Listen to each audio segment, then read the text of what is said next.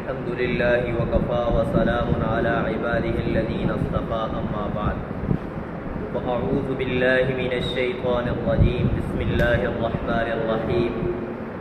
إنما يريد الله ليذهب عنكم الرجس أهل البيت ويطهركم تطهيرا سبحان ربك رب العزة عما يصفون وسلام على المرسلين والحمد لله رب العالمين إن الله وملائكته يصلون على النبي يا أيها الذين آمنوا صلوا عليه وسلموا تسليما اللهم صل على سيدنا ومولانا محمد وعلى آل سيدنا ومولانا محمد وبارك وسلم وصل عليه عزیزان گرامی قدر، اہل بیت اطہار سے محبت ہمارا ایمانی فریضہ ہے اور اہل بیت سے محبت کا حکم خود اللہ رب العالمین نے اور نبی جہاں صلی اللہ علیہ وسلم نے اپنے فرامین کے اندر دیا ہے۔ آقا صلی اللہ علیہ وسلم کے ارشاد ہے احب اللہ لما یفوقکم من نعمت، تم اللہ رب العالمین سے محبت کرو اس وجہ سے کہ اللہ رب العالمین نے تمہیں نعمتوں سے نوازا ہے۔ ہم اللہ رب العالمین کی نعمتوں کو استعمال کر رہے ہیں، اس وجہ سے تم اللہ رب العالمین سے محبت کرو۔ وَأَحِبُّونِي لِحُبِّ اللَّهِ، اور مجھ سے اس وجہ سے محبت کرو کہ تم اللہ سے محبت کرتے ہو، اور محب اپنے محبوب کی چیزوں سے بھی محبت کرتا ہے۔ میں اللہ کا محبوب ہوں، اس لیے تم مجھ سے محبت کرو۔ اور فرمایا وَأَحِبُّوا أَهْلَ بَيْتِي لِحُبِّي، اور میرے اہل بیت سے محبت کرو میری محبت کی وجہ سے۔ تو اہل بیت سے محبت یہ ہمارا ایمانی فریضہ ہے، لیکن یہاں پر ایک بات قابل غور ہے، ہماری محبت افراط و تفریط پر مبنی نہیں ہونی چاہیے کہ اہل بیت کی محبت کا دم بھرتے ہوئے ہم صحابہ کرام رضوان اللہ تعالی علیہ مجمعین پر طعن و تشنیع اور تنقید کا نشانہ ان کو بنانے لگ جائیں، یا دفاع صحابہ کے نام پر ہم اہل بیت کی شان کے اندر تنقیص اور کوتاہی کرنے لگ جائیں۔ یہ قطعاً نامناسب ہے اور نہ اس کی شریعت اجازت دیتی ہے، نہ ہی پیارے پیغمبر صلی اللہ علیہ وسلم کی فرامین ہمیں اس چیز کی اجازت دیتی ہے۔ ہم نے اہل بیت سے محبت بھی کرنی ہے، صحابہ کرام سے محبت بھی کرنی ہے۔ ہماری محبت معتدل اور متوازن ہونی چاہیے، یہی اسلاف امت کا طرز عمل ہے اور یہی صراط مستقیم ہے۔ اہل بیت نبی اور اصحاب نبی صلی اللہ علیہ وسلم کی محبت یہ ایمان کا معیار ہے، ایمان کی علامت ہے، اور اس کے برخلاف ان کی اوپر طعن و تشنیع، ان پر تنقید کرنا یہ کفر و نفاق کی علامت ہے۔ اب یہاں پر ایک بات ذہن میں آتی ہے کہ اہل بیت نبی اور اصحاب نبی کا احترام ضروری کیوں ہے، ان کی محبت ضروری کیوں ہے؟ تو یہ بات یہ ذہن میں بٹھانے کی ہے، اہل بیت عظام اور اصحاب اکرام رضوان اللہ تعالی علیہ مجمعین یہ اسلام کے محافظ، اسلام کے پاسبان اور کتاب و سنت کی سند کے اولین راوی ہیں۔ اگر ان کو درمیان سے ہٹا دیا جائے تو قرآن و سنت جو ہمارے پاس موجود ہے اس کے اوپر شک و شبہ کیا جا سکتا ہے۔ چنانچہ دشمنان اسلام اور دشمنان صحابہ اور وہ لوگ کہ جو اسلام سے تحید دامن ہیں،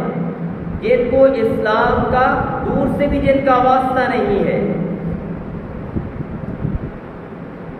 وہ ان نفوس قدسیہ پر طعن و تشنیع کر کے،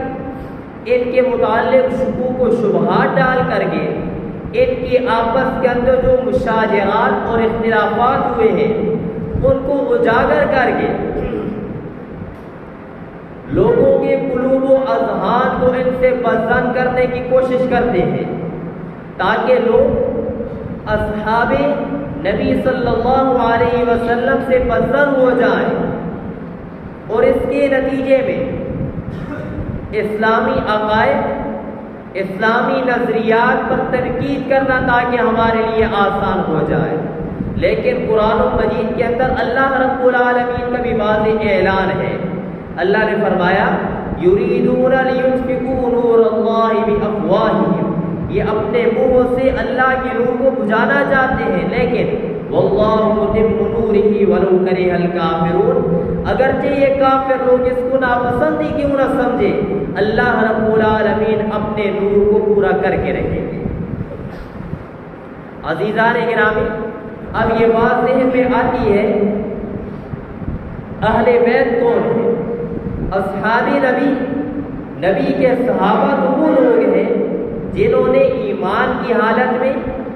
پیارے پیغمبر صلی اللہ علیہ وسلم کا دیدار کیا، آقا صلی اللہ علیہ وسلم کی مجلس کو پایا اور ایمان ہی کی حالت میں اس دنیا سے رخصت ہوئے۔ یہ تو اصحاب نبی ہیں۔ اہل بیت نبی کون ہیں؟ عمومی طور پر پیارے پیغمبر صلی اللہ علیہ وسلم کی ایک حدیث کو آڑ بنا کر کے لوگ یہ کہتے ہیں کہ صرف یہی لوگ اہل بیت ہیں، اس کے علاوہ اہل بیت کا مصداق اور کوئی نہیں ہو سکتا۔ اور وہ حدیث کیا ہے؟ آقا صلی اللہ علیہ وسلم نے ایک مرتبہ حضرت علی، حضرت فاطمہ، حضرت حسن، حضرت حسین، ان کے بارے میں آقا صلی اللہ علیہ وسلم نے ایک مرتبہ فرمایا اللہم ہؤلاء اہل بیتی، اے اللہ یہ میرے اہل بیت ہیں۔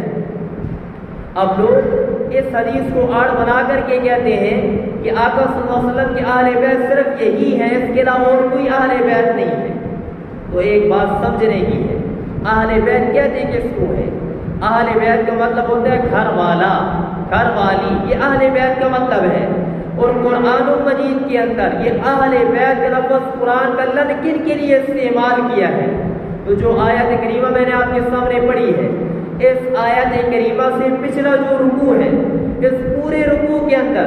یا ایھا النبی قل لازواجک وبناتک ونساء قل لازواجک، اس پورے رکوع کے اندر اللہ رب العالمین نے پیارے پیغمبر صلی اللہ علیہ وسلم کی ازواج کو خطاب کیا ہے۔ اور پھر یا نساء النبی، یہ تمام خطابات پیارے پیغمبر صلی اللہ علیہ وسلم کی بیویوں کے لیے ہیں۔ اور پھر یہ جو آیت، اس آیت کے بعد جو خطابات ہیں وَاذْكُرْنَ مَا يُتْلَىٰ، اس کے اندر بھی خطابات اہل بیت نبی کو ہے۔ تو پھر یہ کیسے ممکن ہے کہ شروع میں بھی آخر میں بھی تمام خطابات اہل بیت نبی پیارے پیغمبر صلی اللہ علیہ وسلم کی بیویوں کے لیے ہوں، اور درمیان میں ایک ایت ایسی آ جائے کہ جس کے اندر خطاب اہل بیت نبی کا پیارے پیغمبر صلی اللہ علیہ وسلم کی بیویوں کے لیے نہ ہو؟ یہ کیسے ممکن ہے؟ یہ جو خطاب ہے انما یرید اللہ لیذھب عنکم الرجس اہل البیت، یہ اہل البیت کا یہاں پر جو لفظ ہے یہ پیارے پیغمبر صلی اللہ علیہ وسلم کی بیویوں کے لیے استعمال ہوا ہے۔ اور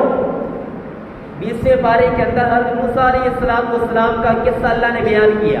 فرمایا فلما قضى موسى الاجل وسار باهله، یہاں پر یہ اللہ رب العالمین نے فرمایا حضرت موسیٰ علیہ السلام نے مدت اپنی پوری کی حضرت شعیب علیہ السلام کے پاس، اور اپنی بیوی کو لے کر کے چلے، اپنی بیوی کو لے کر کے چلے۔ اور ایک اور جگہ فرمایا انی آنست نارا، میں ایک آگ کو دیکھ رہا ہوں، فقال لأهلهم كثوا، اپنی بیوی کو کہا کہ تم یہاں پر ٹھہرو، میں آگ لے کر کے آؤں گا یا مجھے کوئی رہنمائی مل جائے گی۔ یہاں پر بھی اہل کا لفظ بیوی کے لیے قرآن نے استعمال کیا ہے۔ اور اس کے علاوہ حضرت ابراہیم علیہ السلام دعا کرتے ہیں اللہ مجھے بیٹا عطا فرمائیے۔ اللہ رب العالمین فرشتوں کی ایک جماعت کو بھیجتے ہیں جن کا حضرت میکائیل، حضرت جبرائیل امین ہے، اور وہ انسانی لباس کے اندر حضرت ابراہیم کے پاس آتے ہیں، اور وہاں پر جب آتے ہیں ابراہیم علیہ السلام ان کی میزبانی کے اندر بچڑا ذبح کرتے ہیں، سامنے رکھتے ہیں، وہ کھاتے نہیں ہیں، ان کو خوف محسوس ہوتا ہے۔ اس موقع کے اوپر وہ فرماتے ہیں کہ ہم اللہ رب العالمین کے بھیجے ہوئے فرشتے ہیں، ہم آپ کو حضرت اسحاق علیہ السلام آپ کے بیٹے اور ان کے بعد آپ کے پوتے یعقوب علیہ السلام کی خوشخبری سنانے کے لیے آئے ہیں۔ تو آپ کی جو بیوی تھی حضرت سارہ، وہ بائیں تھی، وہ پردے کے پیچھے تھی وہ سامنے آ جاتی ہیں اور آ کر کے کہتی ہیں کہ میرا خامد حضرت ابراہیم یہ پورے ہو چکے ہیں، 100 سال کے قریب ان کی عمر پہنچ چکی ہے اور خود میں 5 ہوں، تو اس عمر کے اندر ہماری اولاد کیسے ہو سکتی ہے؟ تو اس موقع کے اوپر فرشتے فرماتے ہیں قالوا اتعجبین من امر اللہ رحمت اللہ وبرکاتہ علیکم اہل البیت، اللہ کی رحمت ہو تمہارے اوپر، کیا تم اللہ کے معاملے کے اندر تعجب کر رہی ہے؟ اے اہل بیت، یہاں پر اہل البیت کا یہ جو لفظ استعمال کیا ہے قرآن نے، یہ بی بی سارہ کے لیے استعمال کیا ہے، اور وہاں پر اس کے علاوہ اور کوئی بھی نہیں تھا سوائے فرشتوں کے، اور وہ لفظ استعمال کر رہے ہیں بی بی سارہ کے لیے اہل البیت کا۔ تو یہ بات قرآن مجید کی بہت ساری آیات سے یہ بات سمجھ میں آتی ہے کہ اہل البیت کا اول اور اصل مصداق یہ گھر والی ہوتا ہے، اور یہاں پر اہل البیت سے مراد پیارے پیغمبر صلی اللہ علیہ وسلم کی بیویاں ہیں، لیکن چونکہ پیارے پیغمبر صلی اللہ علیہ وسلم کی حدیث ہے تو آقا صلی اللہ علیہ وسلم کی دعا کی بنا پر حضرت علی، حضرت فاطمہ، حسن و حسین یہ بھی اہل بیت کے اندر شامل ہیں۔ اس کے علاوہ آقا صلی اللہ علیہ وسلم کی بیٹیاں بنو عباس، بنو ہاشم یہ بھی اہل بیت کے اندر شامل ہیں۔ تو اہل بیت کا مصداق یہ تمام افراد ہیں، اور اہل بیت کے لیے پیارے پیغمبر صلی اللہ علیہ وسلم کی بہت زیادہ فضائل موجود ہیں، جن میں سے چند ایک میں آپ کے سامنے ذکر کرتا ہوں۔ اہل بیت نبی یہ پیارے پیغمبر صلی اللہ علیہ وسلم کے صحابی بھی ہیں، جو اہل بیت ہیں یہ میرے پیارے پیغمبر صلی اللہ علیہ وسلم کے صحابی بھی ہیں، تو جو فضائل تمام صحابہ کے ہیں وہ اہل بیت کے لیے بھی ہیں۔ ایک موقع کے اوپر آقا صلی اللہ علیہ وسلم نے فرمایا لا تصبوا اصحابی، میرے صحابہ کو تم برا بھلا نہ کہا کرو، اور ایک موقع کے اوپر فرمایا من سب اصحابی، جو میرے صحابہ کو برا بھلا کہے گا فعلیہ لعنت اللہ، اس کے اوپر اللہ کی پھٹکار ہو، والملائکہ تمام فرشتوں کی اس کے اوپر پھٹکار ہو، والناس اجمعین تمام لوگوں کی اس کے اوپر پھٹکار ہو۔ یہاں پر ایک بات قابل غور ہے، جس طریقے سے اہل بیت نبی کے خلاف زبان کھولنا یہ جائز نہیں ہے، ایمان جانے کا خطرہ ہے، اسی طریقے سے تمام صحابہ کرام رضوان اللہ تعالی علیہم اجمعین یہ معیار ایمان ہے، ان کے خلاف بھی زبان درازی قطعا ناجائز ہے۔ پیارے پیغمبر صلی اللہ علیہ وسلم کے ارشاد حضرت ابو سعید خدری نقل فرماتے ہیں، آقا نے فرمایا الحسن والحسین سیدا شباب اہل الجنہ، حسنین کریمین یہ دونوں میرے نواسے جنتی نوجوانوں کے سردار ہوں گے۔ حضرت حذیفہ فرماتے ہیں ایک مرتبہ میں نے اپنی والدہ کو کہا آپ مجھے اجازت دیجیے میں آج پیارے پیغمبر صلی اللہ علیہ وسلم کے ساتھ مغرب کی نماز پڑھنا چاہتا ہوں، اور اس کے بعد میں اپنے لیے اور آپ کے لیے مغفرت کی دعا کرواؤں۔ چنانچہ فرماتے ہیں میں پیارے پیغمبر صلی اللہ علیہ وسلم کے پاس آیا، آقا صلی اللہ علیہ وسلم کے ساتھ میں نے مغرب کی نماز پڑھی، آقا صلی اللہ علیہ وسلم نے مغرب کی نماز کے بعد نوافل شروع کر دیے، یہاں تک کہ عشاء کا وقت ہو گیا، آپ نے عشاء کی نماز پڑھی، اور عشاء کی نماز پڑھنے کے بعد آپ گھر کی طرف چلے، میں بھی آپ کے پیچھے چلنا شروع ہوا، تو آقا صلی اللہ علیہ وسلم نے فرمایا کیا میرے پیچھے حذیفہ آ رہا ہے؟ آپ نے حذیفہ فرماتے ہیں جی ہاں میں حذیفہ ہوں۔ تو آقا صلی اللہ علیہ وسلم نے فرمایا اللہ تجھے اور تیری والدہ کی مغفرت فرمائے۔ پھر اس کے بعد پیارے پیغمبر صلی اللہ علیہ وسلم نے یہ جملہ ارشاد فرمایا اب یہ بھی میرے پاس ایک فرشتہ آیا ہے جو آج سے پہلے اس رات سے قبل اس زمین کے اوپر کبھی نہیں آیا، اور اس نے اللہ رب العالمین سے یہ اجازت طلب کی کہ وہ آج میرے اوپر آ کر کے سلام پیش کرے مجھے، اور مجھے اس بات کی وہ خوشخبری سنا دے کہ آپ کی بیٹی فاطمہ سیدۃ نساء اہل الجنہ یہ جنتی عورتوں کی سردار ہوگی، اور اس بات کی خوشخبری مجھے سنا دے کہ حسن و حسین یہ جنتی نوجوانوں کے سردار ہوں گے۔ حضرت عبداللہ بن عمر فرماتے ہیں پیارے پیغمبر صلی اللہ علیہ وسلم فرمایا کرتے ہما ریحانی من الدنیا، یہ حسن و حسین میرے دنیا کے گلشن کے یہ دونوں میرے پھول ہیں۔ اور حضرت اسامہ فرماتے ہیں ایک رات میں آقا صلی اللہ علیہ وسلم کی خدمت میں کسی کام کے لیے حاضر ہوا، تو آقا صلی اللہ علیہ وسلم کو میں نے دیکھا کہ آپ اپنی چادر کو ایسے لپیٹ کر کے بیٹھے ہیں۔ جب میں اپنے کام سے فارغ ہو گیا تو میں نے پوچھا نبی جی آپ نے اپنی چادر کے نیچے کس چیز کو لپیٹا ہوا ہے؟ تو آقا صلی اللہ علیہ وسلم نے اپنی چادر کو کھولا تو میں نے دیکھا کہ ایک ران کے اوپر حسن موجود ہے، دوسری ران کے اوپر حسین موجود ہے رضی اللہ عنہ۔ پھر آقا صلی اللہ علیہ وسلم نے فرمایا اللہم انی احبہما، اے اللہ میں ان دونوں سے محبت کرتا ہوں، فاحبہما، اے اللہ آپ بھی ان سے محبت کیجئے۔ اور اگلا جملہ بڑا پیارا ہے، واحب من یحبہما، اے اللہ جو حسن و حسین سے محبت کرے اے اللہ تو اس سے اپنا محبوب بنا لے۔ تو حضرت حسن و حسین کی محبت ایک تو ہمارے ایمان کا لازمی جزو ہے، اور دوسرا جو بندہ حضرت حسن و حسین حسنین کریمین کو اپنا محبوب بنا لے گا وہ بندہ یقیناً اللہ کا محبوب بن جائے گا۔ کیوں؟ اللہ رب العالمین کے پیارے پیغمبر صلی اللہ علیہ وسلم نے اللہ سے ان کے لیے دعا کی۔ حضرت زید بن ارقم فرماتے ہیں پیارے پیغمبر صلی اللہ علیہ وسلم نے ایک مرتبہ فرمایا لعلی وفاطمہ والحسن والحسین، ان چاروں حضرات کے بارے میں آقا صلی اللہ علیہ وسلم نے فرمایا انا حرب لمن حاربہ، جو بندہ ان چار کے ساتھ جنگ کرے گا میرا ان کے خلاف اعلان جنگ ہے، اور جو بندہ ان کے ساتھ صلح کرے گا میری بھی ان کے ساتھ صلح ہے۔ اب یہاں پر غور طلب ایک اور بھی بات ہے، اہل بیت نبی کے ساتھ محبت کا حکم خود پیارے پیغمبر صلی اللہ علیہ وسلم نے ہمیں دیا۔ اب یہاں پر ایک اور بات بھی ملاحظہ فرمائیے کہ اہل بیت نبی کے ساتھ اصحاب نبی اور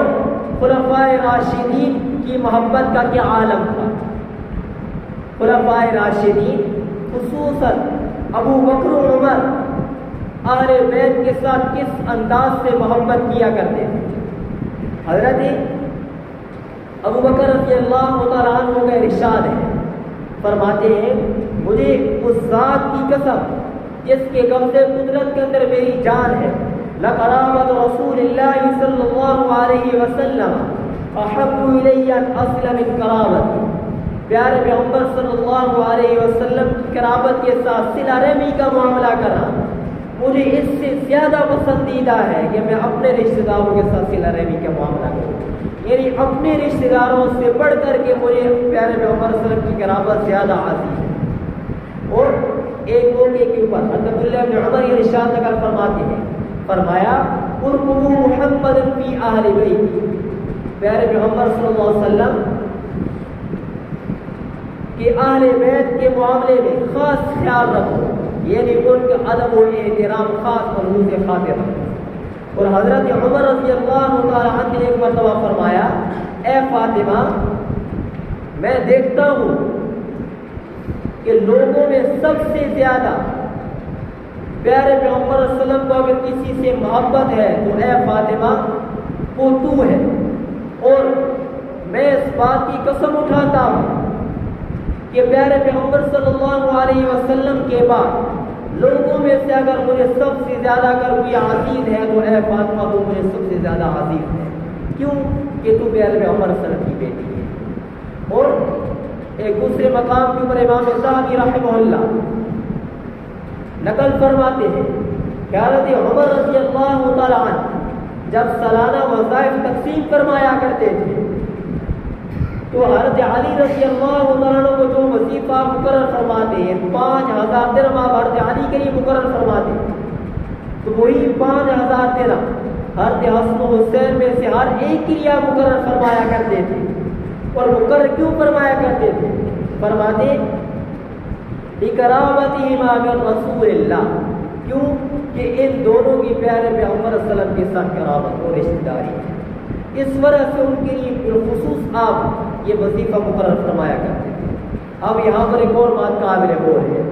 بعض حضرات شہادت حسین رضی اللہ تعالیٰ عنہ کی آڑ میں اصحاب رسول صلی اللہ علیہ وسلم کے اوپر طعن و تشنیع کرتے ہیں، ان کو برا بھلا کہتے ہیں۔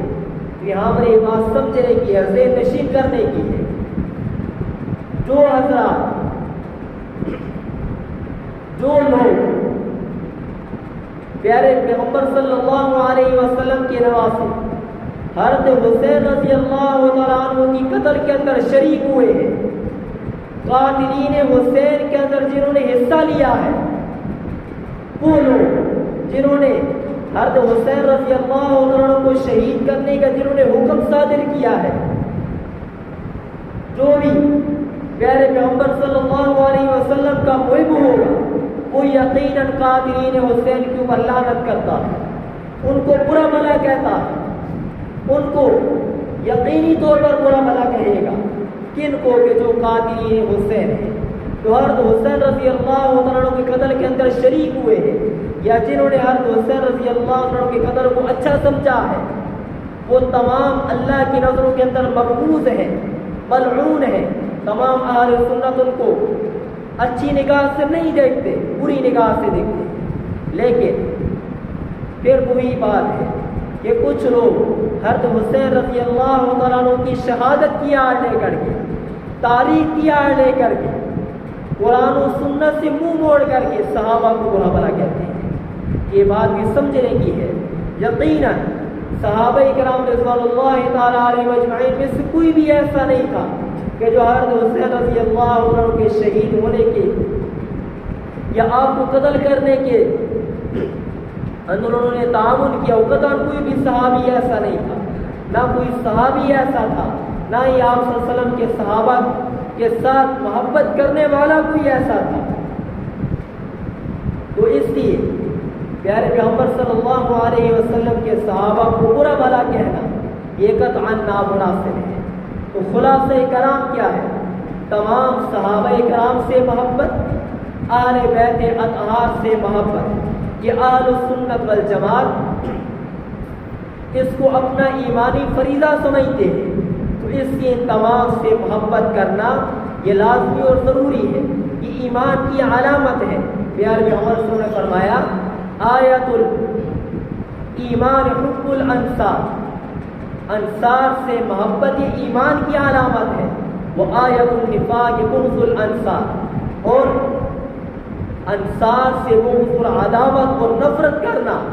یہ نفاق اور کفر کی علامت ہے۔ تو اس لیے اہل بیت نبی اور پیارے پیغمبر صلی اللہ علیہ وسلم کے اصحاب سے محبت اس کو اپنا ایمان کا اپنا لازمی جز بنائیے۔ اگر آپ اس کے برخلاف جائیں گے، پیارے پیغمبر صلی اللہ علیہ وسلم کے کسی ایک صحابی کی بھی آپ کے دل کے اندر نفرت آ گئی، یا اہل بیت میں سے کسی ایک کی شان کے اندر بھی آپ نے تنقید کر لی، وہ حدیث یاد کر لیجیے جو میں نے اول کے اندر آپ کے سامنے پیش کی ہے، من سب اصحابی، جو بندہ اہل پیارے پیغمبر صلی اللہ علیہ وسلم کی صحابہ یا اہل بیت کو برا بھلا کہتا ہے، اس کے اوپر اللہ کے فرشتوں اور تمام لوگوں کی پھٹکار اور لعنت پڑتی ہے۔ اور یہ بات بھی ذہنوں کے اندر بٹھا لیجیے، جنہوں نے میرے پیارے پیغمبر صلی اللہ علیہ وسلم کی صحابیت کا شرف پا لیا ہے، وہ تمام اولیاء کے سردار ہیں، اور میرے پیغمبر صلی اللہ علیہ وسلم کے ارشاد ہے من عاد علی ولیا فقد آذنته بالحرب، جو بندہ میرے اولیاء میں سے کسی ولی کے ساتھ دشمنی کرتا ہے، اللہ فرماتے ہیں میری اس کے ساتھ میں اس کے لیے اعلان جنگ کرتا ہوں، میری اس کے ساتھ جنگ ہے۔ تو کون بندہ یہ برداشت کر سکتا ہے کہ اللہ رب العالمین کے ساتھ وہ جنگ کر سکے؟ وہ اللہ رب العالمین